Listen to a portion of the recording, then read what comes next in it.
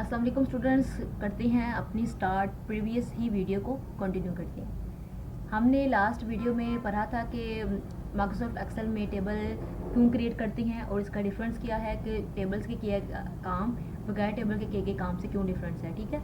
और फिर हमने पढ़ा था कि हमने जो जो चीज़ें इसमें फीचर पढ़े थे टेबल के, वो टेबल फीचर के हमने ये सबसे पहले पढ़ा था कि भाई टेबल इसलिए हम अपने काम को ऑटोमेट करने के लिए ना टेबल को क्रिएट करते हैं और मैनुअली करने के लिए हम बगैर टेबल से काम करते हैं। तो ये मेन डिफरेंस है इनका।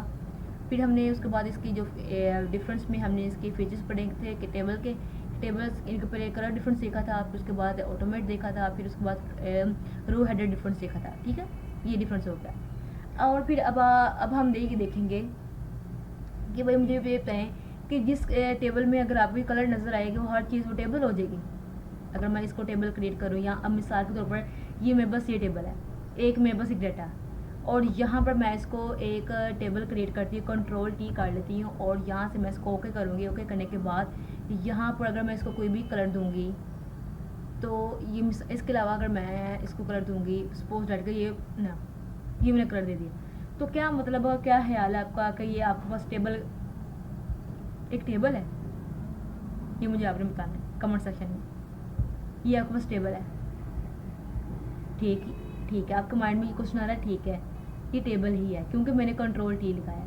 और अब मैं यहाँ से ऐसी फॉर्मेट में रहने के बाद यहाँ पे अगेन डिज़ाइन में जाऊँगी और यहाँ पे जाने के बाद अगर हमने यहाँ पे इसको क्लिक करना, ये देखें यही मेरे पास चीज़ रहेगी और यहाँ पे मैं क्या करूँगी, कन्वर्ट इनटू रेंज। अब देखें जी, मैं इसको कन्वर्ट ही करना चाहती हूँ। अभी देखें, अब ये है तो टेबल ही है, मतलब ये है तो कलरिंग फॉर्मेटिंग है, लेकिन अब इसमें वो इसमें फॉर्मेटिंग का आइकन नहीं है, इसमें वो आपको इस तरह के कोई आइकन नज़र नहीं आ रहे जो आपको यहाँ पे नज़र आ रही है। इसमें अगर आपने स्मॉलेस्ट टू लार्जेस्ट वैल्यू देखनी हो तो वो मैनुअली करना पड़ेगा। तो जी अपनी नज़र माइंड सेट को और अपने आंखें ज़रा खोल के वीडियो देखिएगा। तो एक सबसे बड़ा डिफरेंस ये है कि हर देखी हुई चमकती हुई चीज़ सोना नहीं होती है, तो हर कलर की हुई चीज़ है वो टेबल नहीं होती है। बस आपने इसको देखना है, कभी बगौर से देखना है कि भाई इसके हमने फॉर्मेटिंग तो कर दी है, लेकिन इसके ऊपर हमारे पास ये टेबल वाली सबसे बड़ा डिफरेंस ये है कि जब आप टेबल क्रिएट करते हैं ना उसमें आपको एक चीज़ नज़र आती है। तो हमने वो तमाम कंट्रोल टी करने के बाद तो तमाम फॉर्मेटिंग को रिमूव कर दिया। रिमूव करने के बाद हम इसको रिमूव करने का मतलब ये था हमने इसको कन्वर्ट कर दिया एज अ रेंज। तो हमारी जो रेंज है अभी टेबल के कलर की तरह रहते हुए नॉर्मल फॉर्मेटिंग में काम करेगी, ठीक हो गया, मैनुअली काम करेगी। लेकिन दिखा आपको लग रहा है, ऐसा लग रहा है कि जैसे टेबल हमने क्रिएट किया, लेकिन टेबल नहीं है, लेकिन ये क्या है टेबल के फॉर्मेट की तरह है, उसका कलर स्कीम उस तरह के दे दी गई है। तो ये अब हमने आज के सबसे पहले ये देखा कि कन्वर्ट इनटू रेंज, ये डिफरेंस देख रही है कि हम इसमें टेबल को रेंज में भी कन्वर्ट कर सकते हैं। जो रेंज को अगर हमने रेंज को जब हम रेंज को टेबल में लेके आ सकते हैं तो फिर टेबल को सबसे पहले हमें लिखना चाहिए था कन्वर्ट, यहाँ से मुझे इसको उतार के नीचे लेके आना चाहिए था, मुझे यहाँ पे लिखना चाहिए था कन्वर्ट रेंज इनटू टेबल। फिर मेरे पास आ गया convert table into range, convert table into range. ये तमाम चीज़ें अब हमने आज के लेक्चर में इसके पढ़ ली, ये दो चीज़ें पढ़ ली, ठीक है। अब हम ये उसके बाद ये देखेंगे तीसरी चीज़ अब हमने ये देखनी है कि भाई इनका ना एक सबसे बड़ा डिफरेंस ये है कि रो बैंडेड का डिफरेंट है, ठीक है। सबसे बड़ा रो बैंडेड का डिफरेंस ये है कि भाई आप यहाँ पे एक जो टेबल है वो हमें एक ये फीचर हमें प्रोवाइड करता है कि आप डिज़ाइन में जाएँ और यहाँ पे अब आप रो बैंडेड कर दें, क्या पता कि रो को बैंड कर दें या इसको ऐसे बैंड कर दें, मतलब कि एक ब्लू एक वाइट एक ब्लू एक वाइट, इसको हम कहते हैं रो बैंड करना। अगर आपने नहीं करनी आप ना करें, लेकिन अगर आप कॉलम को करना चाहती हैं वो कॉलम बैंड कर सकती हैं। कॉलम बैंड और रो बैंड करने का एक बेसिकली पर्पज़ ये होता है कि जब आप मैनुअली काम कर रहे होते हैं ना, जब हम ऐसे काम कर रहे होते हैं तो समटाइम कुछ चीज़ें इसको करने का बेहतर फीचर मैं आपको बताती हूँ क्या है। मिसाल के तौर पर ये मैं इसको यहाँ से तमाम इसकी फॉर्मेटिंग को करती हूँ रिमूव, और यहाँ पर मैंने इसको कर दिया नो फिल।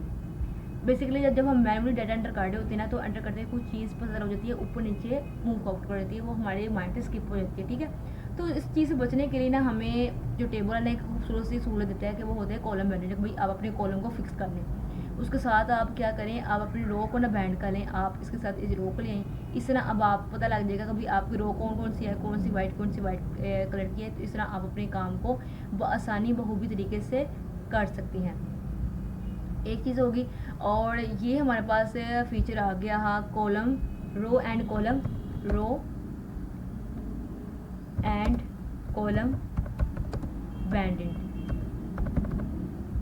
ये भी फीचर हमने पढ़ लिया टेबल का। और उसके बाद लेकिन आपको ये फीचर ना आपको यहाँ पर नहीं मिलेगा। अब इसको करने के लिए आप मैनुअली यहाँ तो एक इसको सेलेक्ट करेंगे, कंट्रोल को प्रेस होल्ड किए रखेंगे और फिर यहाँ आप इसको सेलेक्ट किए रखेंगे, होल्ड को प्रेस करके, और फिर आप करने के बाद मैनुअली तौर पर ना, मैं विदाउट माउस काम कर रही हूँ तो मुझे ना जो माउस जो है ना वो मुझे फूल कर रहा है। ठीक है, तो ये देखिए मैं यहाँ पे इसको इस यहाँ से डाटा की रेंज को सेलेक्ट किया, यहाँ से इसको सेलेक्ट किया, मैनुअली आपको बता रही हूँ, और ये यहाँ से इसको सेलेक्ट कर लिया। अब यहाँ पे मैं मैनुअली तरीके से यहाँ पे कलर थीम के ऊपर जाऊँगी। ओहो, ये क्या चीज़ ओपन होगी, कलर थीम के ऊपर जाऊँगी और यहाँ से करने के बाद मैं इसको इस कलर में ये ले आऊँगी। ये देखें मुझे मैनुअली इस तरह करना, लेकिन अब मैं रो को तो कॉलम को तो कर लिया, लेकिन रो को कैसे करूँ जी। इसी चीज़ से बचने के लिए ना हमें जो अपने डाटा को ऑटोमेट करने के लिए ना, ये तमाम चीज़ें ऑटोमेट करने के लिए ना टेबल की से बेहतर कोई सहूलियत नहीं है, टेबल से बेहतर कोई सहूलत नहीं है। ठीक है, और उसके बाद हमें रो कॉलम को भी पढ़ लिया। अब हम देखेंगे कि भाई हम यहाँ पर ना इसका एक स्लाइसर क्रिएट कर सकते हैं। स्लाइडर क्रिएट करने का मतलब ये होता है कि भाई आपने इसको सेलेक्ट किया, सेलेक्ट करने के बाद भाई सेलेक्ट करने के बाद आप यहाँ से इंसर्ट पे गए, इंसर्ट पे जाने के बाद आप को एक स्लाइसर का फिल्टर नजर आएगा। ये देखिएगा, आप यहाँ से इसका स्लाइसर क्रिएट कर लें, ये कुछ 1-2 मिनट लेगा। ये देखें, आपने स्लाइसर बुक नेम का क्रिएट करना है तो वो बुक नेम का क्रिएट कर लें। आई थिंक सो मेरे पास ये इसमें ना एक न्यू फाइल जो मेरे पास हुई है ना, ब्लैक फाइल अपेयर हुई है, वो मेरे पास एक माइक्रोसॉफ्ट एज की एक फ़ाइल ओपन हो गई, उसको मैंने कर दिया क्लोज। अब ये मुझे तंग नहीं करेगा, क्लोज हो जा, घूम जा, सिम चुप जा, सिम क्लोज क्लोज क्लोज, चलिए हो जाएगी खुद ही क्लोज। इसको मैंने डाटा को सिलेक्ट किया, सिलेक्ट करने के बाद यहाँ से मैं इंसर्ट के ऊपर आऊँगी, इंसर्ट में जाने के बाद यहाँ से एक स्लाइसर के ऑप्शन को सिलेक्ट कर लूँगी। यहाँ से मुझे चाहिए बुक आईडी और बुक नेम के ना 1-2 स्लाइसर चाहिए, इसको मैंने कर दिया ओके। ओके करने के बाद अब यहाँ पे मेरे पास जो स्लाइसर है ना वो ना इंसर्ट हो जाएंगे। ये थोड़ा सा क्योंकि नीचे बहुत सारा ये फाइल मेरे पास ओपन है तो डेट्स वाई कि ये जो मेरा जो सिस्टम है थोड़ा सा हैंग आउट कर रहा है, अदरवाइज ये थोड़ा सा टाइम नॉर्मली इतना ले लेते हैं जी। यहाँ से आप इसका स्लाइसर क्रिएट कर सकते हैं, और स्लाइसर ये जो आपके डाटा एनालिसिस की रिपोर्टिंग है ना उसमें बड़ा यकीन माने एक 4 चांद फीचर लगा देता है। ऐसे मैं कहती हूँ धरा धरा ये चलते हैं। तो आपके साथ ना थोड़ा सा ऐसे इस लैंग्वेज में बात करने का मतलब ये है कि भाई आप ना ज़्यादा बोर ना हो और भी हैप्पीली आप इस लेक्चर को सुनते रहें। तो ये स्लाइसर वाला फीचर जो है ना वो बड़ा ज़बरदस्त इंटीज स्टाइल का है, और यहाँ पे अभी मैं इसको लिख भी लेती हूँ। ये स्लाइसर वो डबल रोटी वाला स्लाइस नहीं, ये स्लाइसर दूसरा स्लाइसर है। ठीक है, और आप यहाँ से कोई भी चीज़ सेलेक्ट करना चाह रहे हैं तो वो अगर आपने कोई पिक्चर क्रिएट नहीं देखें इसके मुताबिक आप कोई पिक्चर क्रिएट किया है या आप कुछ देखना चाह रहे हैं तो वो उसके मुताबिक इसका डाटा यहाँ पे आ जाएगा। ये देखिएगा, ये देखें, तो ये स्लाइसर हमारे पास काम होता है। अगर मैंने इसको फिल्टर को रिमूव कर दिया तो मेरे पास ऑटोमेटिकली तमाम डाटा आ गया। तो ये तमाम वो चीज़ें हैं जो आपको ना बगैर मैनुअल टेबल से नहीं मिलेंगी। अब यहाँ पर जब मैं इसको सिलेक्ट करूँगी ना लाइक डेट के, अगर मैंने यहाँ से इसको टेबल को सिलेक्ट किया, सिलेक्ट करने के बाद मैं इंसर्ट पे जाऊँगी, इंसर्ट पे जाने के बाद मैं यहाँ से स्लाइसर को क्रिएट करती हूँ। चलिए लेट्स सी क्या आता है। ये देखिए ओके का डाटा कनेक्शन। तो ये इसमें थोड़ी सी ना आपको प्रॉब्लम आ जाती है। अभी आपको इसमें करने के लिए ना सबसे पहले आपको टेबल ही क्रिएट करना पड़ेगा, या आपको पाइवट टेबल में जाना पड़ेगा, तभी आपको ये स्लाइसर क्रिएट होगा। ठीक है, तो ये इसमें प्रॉब्लम आ जाती है। फिर स्लाइसर का देख लिया, उसके बाद अब हम देखेंगे ग्राफ के लिए सबसे पहले मैं क्या करूँगी, लास्ट वाले रो को ना रिमूव कर लेती हूँ। इसको मैंने कर दिया डिलीट। चलें, अब ग्राफ बनाने के लिए जब मैं इसका ग्राफ क्रिएट करूँगी ना लाइक डेट के, चलिए मैं ऐसे करती हूँ, इस पूरे का ना ग्राफ क्रिएट करती हूँ, या इन तीनों का ग्राफ क्रिएट करती हूँ। इंसर्ट पे जाऊँगी, इंसर्ट पे जाने के बाद यहाँ से मैं बार चार्ट को या कॉलम चार्ट को सिलेक्ट कर लूँगी। तो ये देखिएगा, तो ये चीज़ आ गई। अब आपने बड़े गौर से ना मेरी वीडियो को देखना है, ये देखिएगा। लेकिन अब मैं यहाँ पे कोई चीज़ मेरी ऐड होगी ना 21, वो ऑटोमेटिकली उसने उसको ऑटोमेट कर दिया। मैंने यहाँ पे लिखा 22, ये देखें 23, वो देखें। अब मैं जब मैं इसको इस फॉर्मेट को इंक्रीज करूँगी ना तो आप देखो यहाँ पे आपको 21, 22, 23 का डाटा आपको वो स्पेस आगे तक ले जा रहा है। वो किया, यहाँ पे मैं लिख दिया गार्ड, यहाँ पे मैं लिख दिया सपोज दैट के 56, 45 और साथ में यहाँ पे मैं लिख दिया 188, 56। तो आप ये देखिएगा ये चीज़ जब मैं इसको एंटर करेंगे ऑटोमेटिकली ना इस चीज़ को उसके मुताबिक लेके आएगा।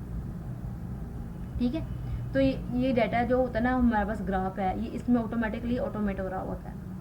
लेकिन जब मैं यही चीज़ को मैं डिलीट कर रही हूँ, लेकिन जब मैं यही चीज़ मैं यहाँ पे क्रिएट करूँगी ना, ये देखिएगा इसको मैंने क्रिएट किया और क्रिएट करने के बाद जब मैं इंसर्ट पे गई और यहाँ से कॉलम को क्रिएट किया, ये देखिए यहाँ पर तो आपको एक चीज़ दिख रही है, ये देखिएगा, ये देखिए यहाँ से मैं इसका डिज़ाइन है थोड़ा सा फॉर्मेट चेंज कर लेती हूँ, थोड़ा सा बोल्ड कर लूँ।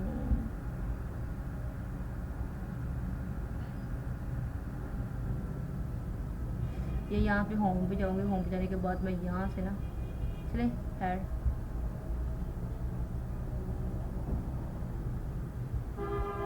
अच्छा जी। अब मैं जब यहाँ पे इसको मैंने कोई रो ऐड किए ना 21, 22, अच्छा उसको ना उस चीज़ का कोई फ़र्क नहीं पा रहा ना, वो बिल्कुल ऐसे नहीं। तो इसलिए इसको जो डायनामिक कहते हैं dashboard, dynamic dashboard, automated dashboard या डायनामिक एनालिसिस, तो बेसिकली वो चीज़ जो होती है ना वो यहाँ पे फिल्टर वगैरह और टेबल के थ्रू और पावर टेबल के थ्रू वो चार्ट्स क्रिएट किए जाते हैं, उनको ऑटोमेट किया जाता है ताकि वो जो स्लाइसर है वो उनके अकॉर्डिंग ही काम करें। पावर बीआई में ये फंक्शन आपको ऑटोमेटिक मिल जाता है, लेकिन एक्सेल में करने के लिए आपको पावर टेबल क्रिएट करना पड़ती हैं और विदाउट पावर टेबल के आप इसको ऑटोमेट नहीं कर सकते। तो ये सबसे बड़ा इसका मोस्ट ही ब्यूटीफुल डिफरेंस था। फिर अब हमने देखा इसका ग्राफ और डिफरेंस देख लिया, ये बहुत ही खूबसूरत और मज़े का इसका डिफरेंस है। तो ये हमने काफ़ी ज़्यादा इसके फॉर्मेटिंग के वो देख लेंगे क्या क्या चीज़ें हैं। अच्छा एक और चीज़ यहाँ पे हम देखते हैं कि एक और चीज़ यहाँ पे मैं आपको बताती हूँ, बड़े मज़े की एक चीज़ है, वो ये है कि अच्छा अगर मैंने यहाँ पर फॉर्मेट अगर मैंने यहाँ पे इसकी एवरेज फाइंड करनी है, कुछ भी फाइंड करना है, यहाँ पे मैं लिखती हूँ इक्वल टू AVER, एवरेज को मैं डबल क्लिक करती हूँ, डबल क्लिक करने के बाद यहाँ से यहाँ तक इसकी एवरेज को ले लूँगी और यहाँ पे मैं शिफ्ट के साथ 0 को एंटर कर दूँगी, मेरे पास इसकी ही एवरेज आएगी, मेरे पास पूरी की एवरेज नहीं आएगी।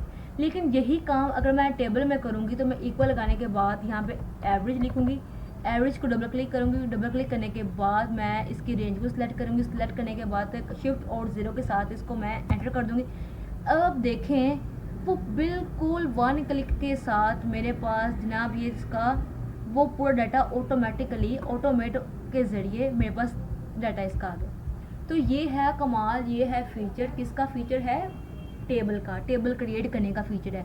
इस वजह से माइक्रोसॉफ्ट एक्सेल में हम काम जो होता है ना अपना आसानी से काम वो टेबल के थ्रू कर रहे होते हैं। फिर हम यहाँ पे लिखते हैं, यहाँ पे हम लिख लेंगे again column formula difference D/F लिखते हैं, ये हमारे पास एक डिफरेंस हो जाएगा, एक डिफरेंस आ जाएगा। फिर उसके बाद अगर हमने उसके बाद ये देखेंगे एक और चीज़ भी है, वो कौन सी चीज़ है आप मुझे बताएं कि एक कौन सी चीज़ जो भी हमने नहीं पढ़ी है, हर चीज़ देख लिया, सोचे सोचे सोचे फिर सोचे, सोच लिया, चलिए मैं आपको एक और चीज़ बताती हूँ।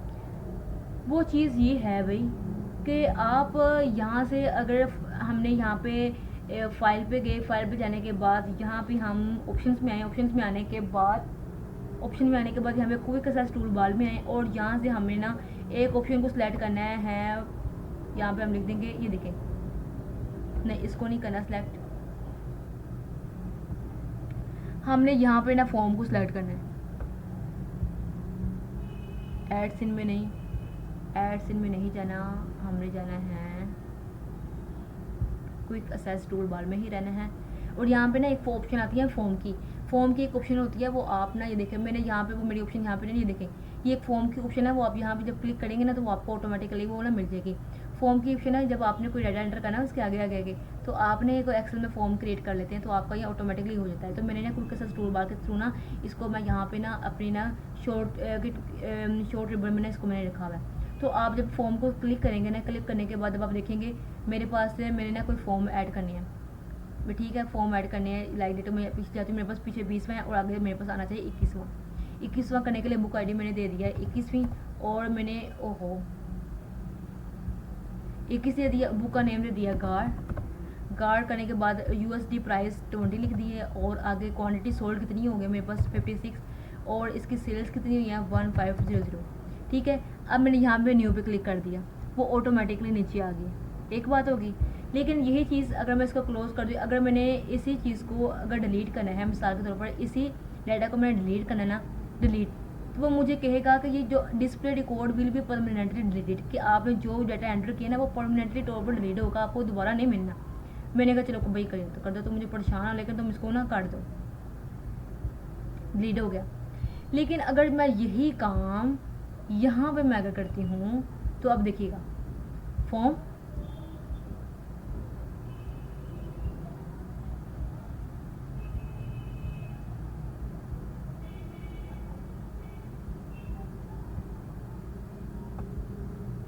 फॉर्म अच्छा जी, अब मैं यहाँ पर आई और यहाँ पे आने के बाद अब देखा कि भाई मेरे पास एक 21st वाली कॉलम मेरे पास ऐड है। अगर मैंने 21st वाली एक रो को रिमूव करना है तो मैंने इसको कह दिया रिमूव करने के बाद जब मैं इसको ओके करूँगी ना तो ये देखिएगा वो मेरे पास डिलीट हो गया। लेकिन जब मैं इसको अनडू करूँगी ना तो मेरे पास अगेन आ जाएगी। लेकिन इसको जब मैं अनडू मैंने जब इसको किया था ना तो तभी ये नहीं आई थी, क्योंकि इसकी यहाँ पे ऑप्शन ही रिमूव हो गया है, वो इसने परमानेंटली यहाँ से फॉर्म में डिलीट हो गया। लेकिन जब मैंने इसको टेबल के थ्रू क्रिएट किया ना तो वो जब मैंने इसको अनडू किया, मैंने इसको ये देखें रीडू करती हूँ तो वो मेरे पास चली जाती है, यहाँ पे फिर आ गया, फिर ऐसे की जहाँ से चलेगी यहाँ से फिर आ गया। तो ये जो फीचर है ना आपको टेबल से ही मिल सकता है। अगर आप मैनुअली करेंगे तो आपको मैनुअली बहुत ज़्यादा आपको टाइम कंज्यूम करना पड़ेगा, ठीक है, बल्कि वो चीज़ तो वापस ही नहीं आएगी।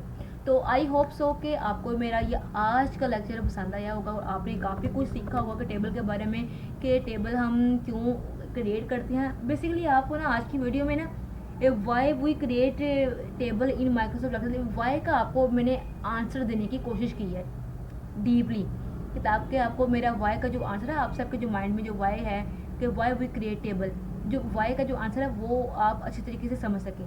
जब आपको ये समझ आ जाएगा ना टेबल क्रिएट करने का तरीका, ठीक है, या क्रिएट कर लिया या चीज़ें करना शुरू हो जाएगा, यकीन माने अगर आप डेटा एनालिसिस के फील्ड में ना तो ये आपकी ज़िंदगी का बहुत ज़्यादा काम जो है ना वो आसान करने वाला है। तो जुड़े रहिए मेरी वीडियो के साथ और मिलते हैं अब नेक्स्ट वीडियो में। अल्लाह हाफिज़।